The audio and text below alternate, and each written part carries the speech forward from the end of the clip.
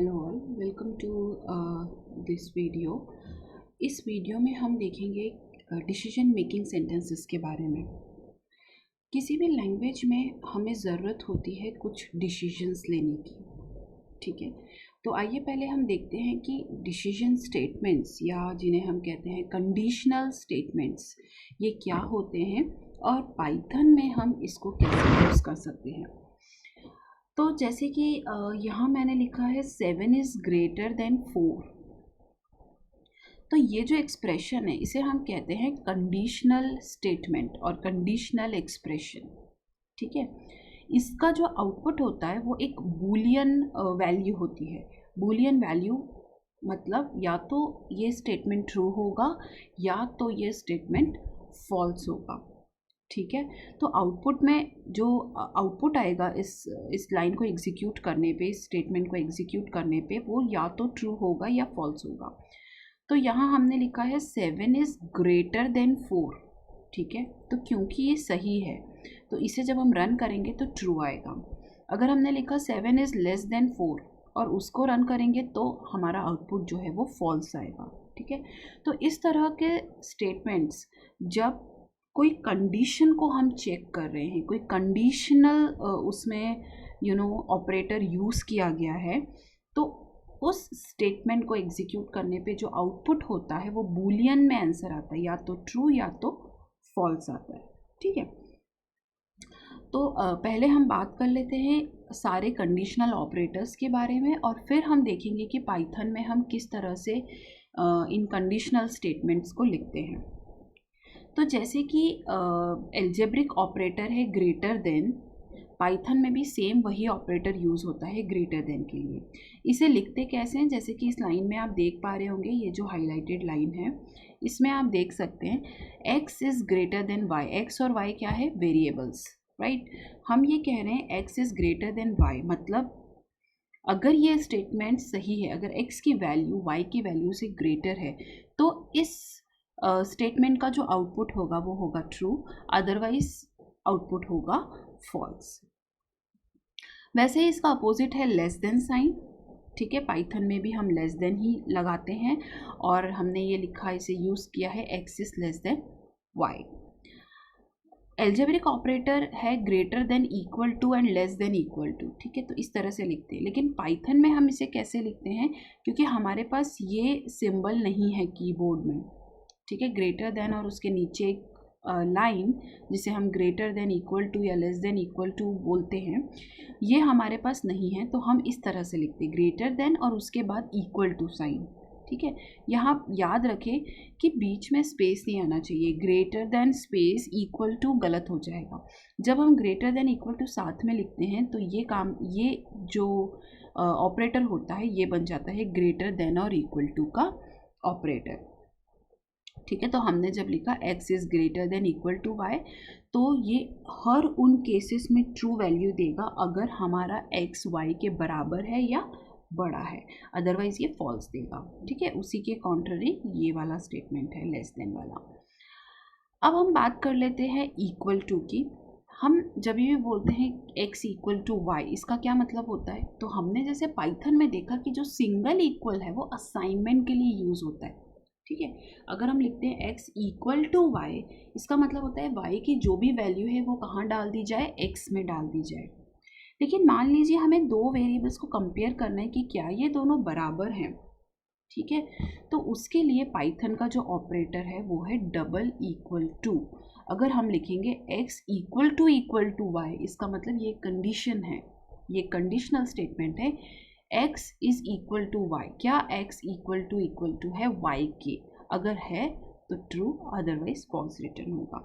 वैसे ही not equal to के लिए हम एक्सक्लेमेटरी साइन के साथ इक्वल टू का यूज़ करते हैं, ठीक है। और ये ऑपरेटर्स लगभग सभी लैंग्वेजेस में बहुत ही कॉमन है, ओके। मोस्टली यही सिंबल्स हम यहाँ, यही ऑपरेटर्स हम यहाँ यूज़ करते हैं, ठीक है।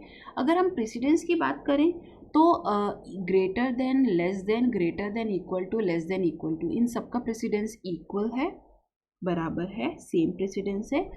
और जो हमारे लास्ट के दो ऑपरेटर्स है double equal to and not equal to, ये दोनों सेम प्रेसिडेंस के हैं और इनका प्रेसिडेंस बाकियों से कम है।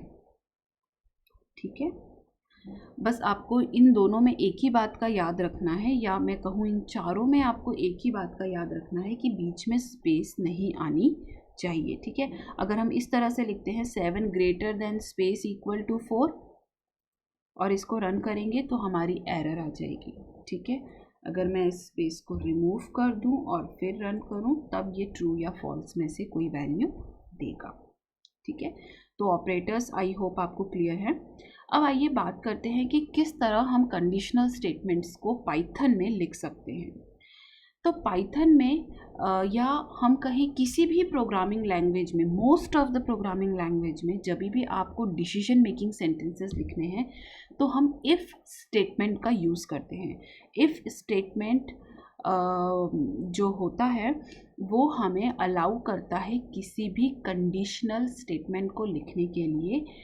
तो बेसिकली हम क्या करते हैं, जब भी हम लिखते हैं इफ़ और उसके आगे कंडीशनल एक्सप्रेशन लगाते हैं, पाइथन उसको चेक करता है कि अगर ये ट्रू है तो मुझे क्या करना है और अगर ये फॉल्स है तो मुझे क्या करना है। ठीक है, तो ये जो क्या करना है ये हम इफ़ के थ्रू देते हैं। तो आइए हम एक एग्जांपल के थ्रू देख लेते हैं। तो यहाँ पे एक छोटा सा प्रोग्राम है जो दो इंटीजर्स को कंपेयर करेगा। ठीक है, तो यहाँ हम बहुत सारी उन चीज़ों का यूज़ करेंगे जो हमने पढ़ी है अभी तक। ठीक है, तो सबसे पहले हमने प्रिंट फंक्शन को कॉल किया और आप जैसे कि देख सकते हैं कि प्रिंट फंक्शन में हमने लिखा है enter two integers and I will tell you the relationship they satisfy. ठीक है, तो ये हमने प्रिंट स्टेटमेंट लिखा है। उसके बाद हम क्या करेंगे, यहाँ आप देखिए हमने क्या यूज़ किया है, हमने यूज़ किया है कॉमा का। ठीक है, और आप जैसा कि सभी, आई होप आप all of you have remember that जब भी हम कॉमा लगा के लिखते हैं तो ये क्या करेगा, ये कॉन्केटिनेट कर देगा। ठीक है, इन दो स्ट्रिंग्स को कॉन्केटिनेट कर देगा और जो कॉमा है वो ऑटोमेटिकली एक वाइट स्पेस या जिसे हम कहें स्पेस बीच में डाल देगा। ठीक है, उसके बाद हम बढ़ते हैं आगे। हमने यहाँ लिखा है रीड फर्स्ट इंटीजर और ये हमने हैश सिंबल यहाँ यूज़ किया है। जब भी हम हैश सिंबल स्टार्टिंग में किसी भी लाइन के स्टार्टिंग में यूज़ करते हैं इसका मतलब होता है ये लाइन कमेंटेड लाइन है। कमेंट्स क्या होते हैं, कमेंट्स एक ऐसा फीचर प्रोग्रामिंग लैंग्वेज में होता है जो आपको रीडेबिलिटी प्रोवाइड करता है। तो मान लीजिए एज अ प्रोग्रामर मैं बहुत बड़ा प्रोग्राम लिख रही हूँ और मैं चाहती हूँ कि जब मैं दोबारा इस प्रोग्राम को देखूँ तो मुझे याद रहे कि मैंने ये सेंटेंस क्यों लिखा है या ये कोड क्यों लिखा है।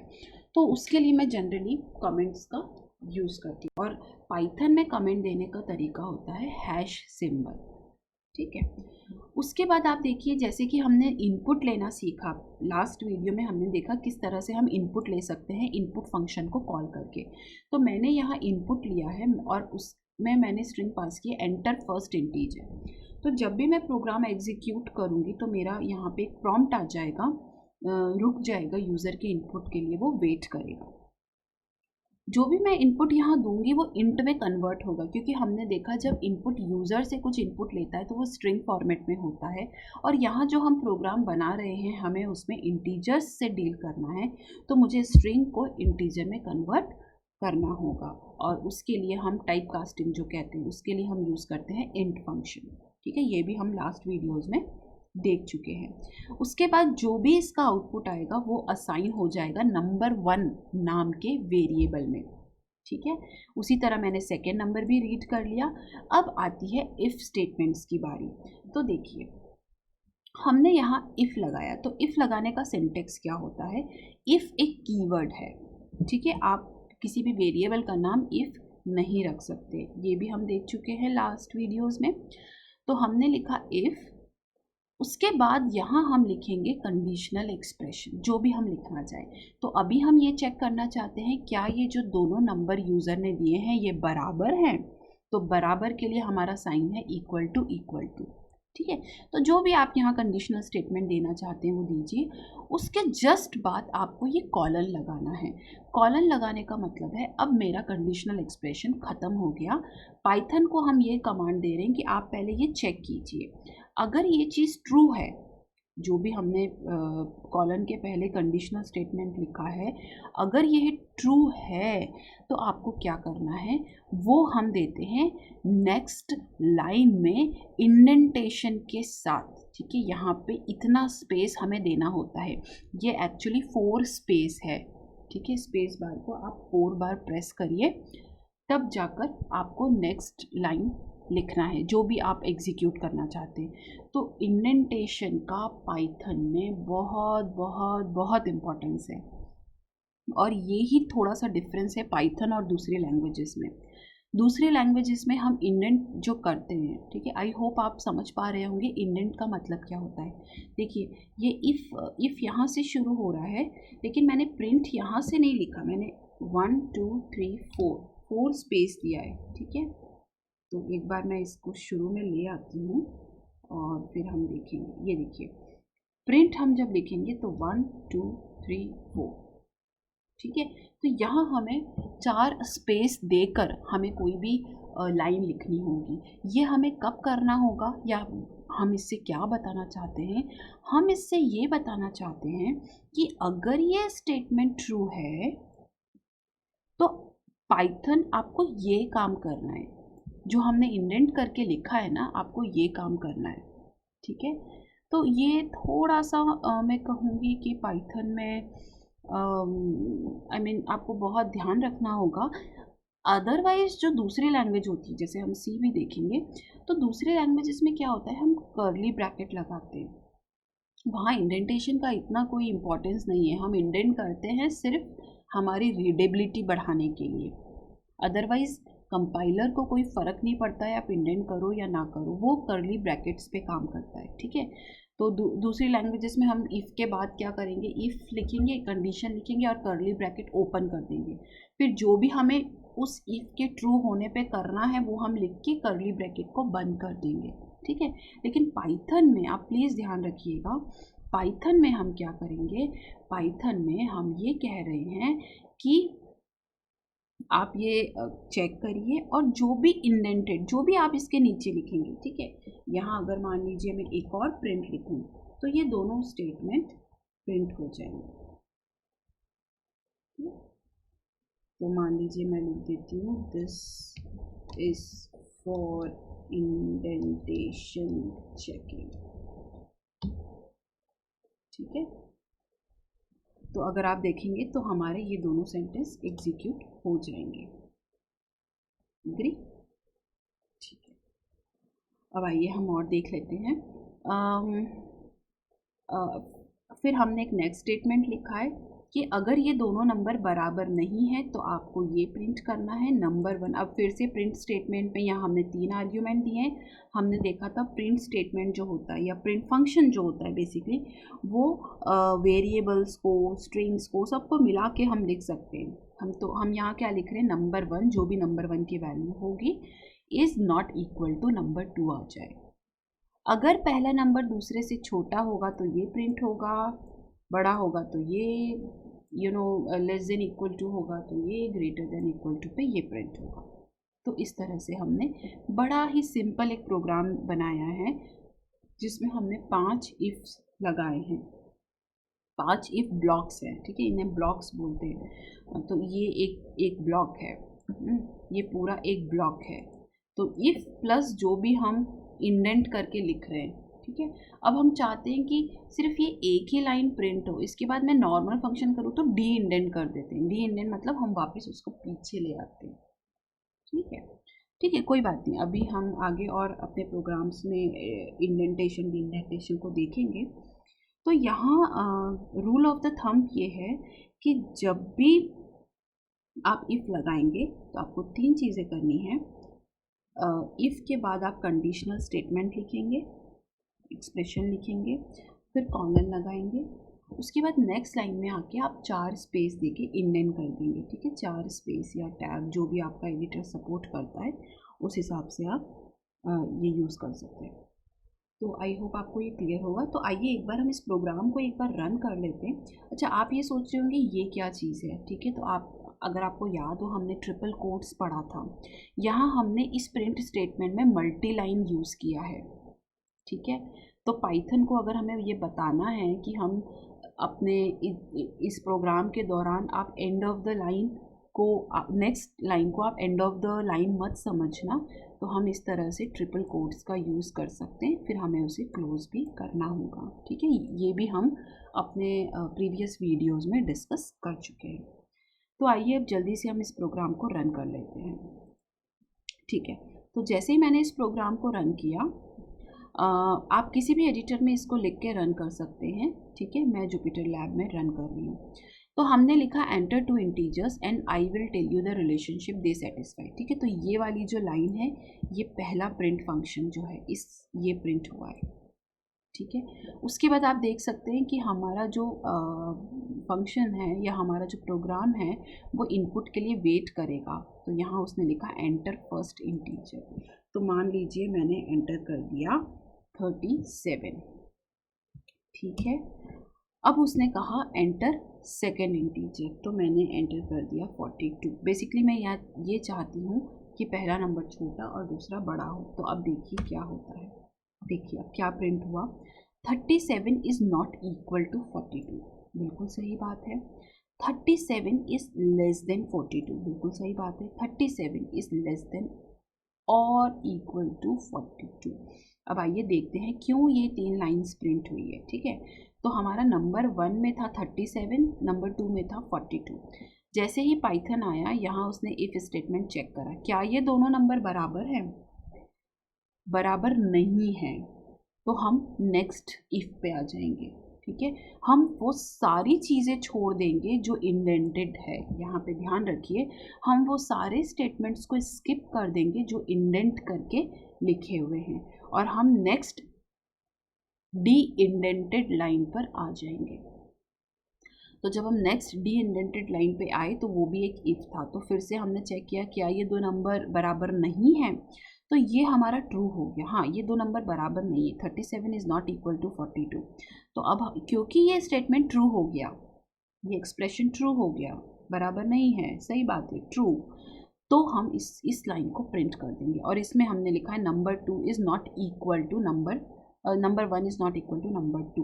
तो ये हमारा प्रिंट हो गया, 37 इज़ नॉट इक्वल टू 42।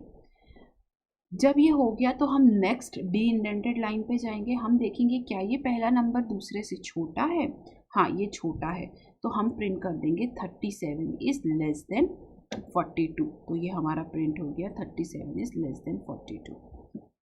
फिर हम आएंगे नेक्स्ट डी इंडेंटेड लाइन पे। हम यहाँ पे फिर से एक इफ है जो कह रहा है क्या पहला नंबर दूसरे नंबर से बड़ा है। तो क्योंकि ये स्टेटमेंट फॉल्स है, ये एक्सप्रेशन फॉल्स है, ठीक है, पहला नंबर दूसरे नंबर से बड़ा नहीं है, ठीक है, छोटा है, तो हम इस लाइन को प्रिंट नहीं करेंगे। तो बड़ा ही सिंपल सा कंसेप्ट है। हम चलते जाएंगे, जब भी इफ के आगे एक्सप्रेशन अगर ट्रू होगा तो हम जो भी उसके अंदर है, जो भी इंडेंट करके लिखा है वो एग्जीक्यूट कर देंगे, नहीं तो उसको स्किप कर देंगे, ठीक है। तो जब भी हम इफ़ यूज़ करेंगे तो इफ़ के अंदर के जो सेंटेंस है वो या तो एग्जीक्यूट होंगे या एग्जीक्यूट नहीं होंगे, depending upon the value of the conditional statement, okay. तो इसी तरह से हमने देखा पहला नंबर छोटा बराबर है, ठीक है। अब छोटे और बराबर में हम दो बातें बोल रही, या तो छोटा हो या बराबर हो, दोनों केस में ये प्रिंट होगा। तो क्योंकि ये छोटा है इसलिए ये प्रिंट हो गया। तो आई होप आपको ये क्लियर होगा। एक बार और हम रन कर देते हैं इसे, और इक्वल वाले नंबर पे हम आ जाते हैं। तो जैसे ही हमने इक्वल वाला प्रिंट किया तो हमारा क्या हुआ, 7 is equal to 7, 7 is less than और अकॉर्डिंग, ठीक है। और उसी तरह से आप इसको प्रिंट करा के देख सकते हैं जब पहला नंबर बड़ा और दूसरा नंबर छोटा। तो आई होप ये प्रोग्राम आपको क्लियर हो गया होगा, ठीक है।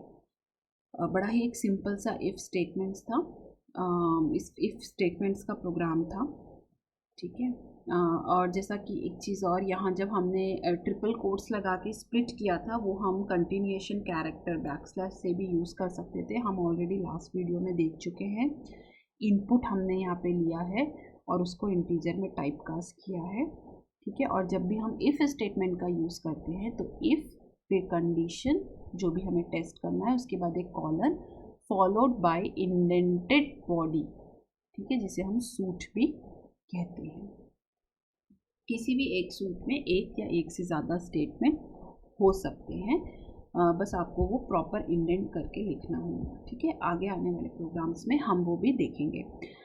जो मेन एक कन्फ्यूजन छोटा सा होता है लोगों को डबल इक्वल टू और इक्वल टू, तो भाई इक्वल टू अगर हम बात करें पाइथन की तो इक्वल टू असाइनमेंट सिंबल है, असाइनमेंट ऑपरेटर है। ये वेरिएबल की या किसी चीज़ की वैल्यू, मतलब किसी भी वैल्यू को वेरिएबल की वैल्यू में असाइन करता है, जबकि इक्वालिटी ऑपरेटर यहाँ इक्वल टू है, ठीक है। तो जब भी हम इफ़ स्टेटमेंट लिखिए और आपको एरर आए तो आप देख सकते हैं कहीं आपने गलती से इक्वालिटी ऑपरेटर की जगह असाइनमेंट सिंबल तो यूज़ नहीं किया। इसी तरह हम चेनिंग भी कर सकते हैं। तो जैसे हमने लिखा है यहाँ x इक्वल टू 3, और अगर मान लीजिए हम इसको लिख दें कि x जो है वो 1 से भी बड़ा है और 5 से भी छोटा है, और एग्जीक्यूट करेंगे तो ट्रू रिटर्न करेगा। मतलब आप मल्टीपल कंडीशंस भी चेक कर सकते हैं ना। x इक्वल टू 10 ये फॉल्स रिटर्न कर देगा। तो ये था कंडीशनल स्टेटमेंट्स की बात, कंडीशनल एक्सप्रेशंस की बात, और सिंपल इफ़ जो हमने देखा इसे हम कहते हैं वन वे डिसीजन मेकिंग। मतलब डिसीजन आप कुछ एक डिसीजन स्टेटमेंट आएगा, वो या तो ट्रू होगा या फॉल्स होगा, मतलब आप जो भी उसके अंदर लिखा है उसे एग्जीक्यूट करेंगे या नहीं करेंगे, ठीक है। अब अगर हम सारे ऑपरेटर्स की एक बार बात कर लें तो हाईएस्ट प्रायोरिटी है पैरेंथेसिस की, हम देख चुके हैं left to right. Second number पे आती है एक्सपोनेंशिएशन। एक्सपोनेंशिएशन में ही एक एक्सेप्शन है कि ये राइट टू लेफ़्ट इवैल्यूएट करता है एक्सप्रेशन को। उसके बाद आते हैं हमारे मल्टीप्लाई, डिवाइड, मॉड्यूलो और ट्रू डिवीजन और फ्लो डिवीजन वाले सिंबल जो सेम प्रेसिडेंस रखते हैं, जो एक्सपोनेंशिएशन के बाद आती है। प्लस माइनस उसके बाद आता है। ये सभी लेफ़्ट टू राइट काम करते हैं। और प्लस माइनस के भी बाद हमारे जो कंडीशनल ऑपरेटर्स हैं वो आते हैं greater than, less than, greater than equal to, less than equal to, और उसके बाद हमारा इक्वालिटी और इनइक्वालिटी का ऑपरेटर आता है, ठीक है। तो इनकी सबसे लीस्ट प्रायोरिटी है। तो आई होप यहाँ तक सभी को क्लियर होगा। नेक्स्ट वीडियो में हम 2 वेज कंडीशनल स्टेटमेंट देखेंगे इफ़ के साथ एल्स को हम कैसे यूज़ कर सकते हैं। Thank you.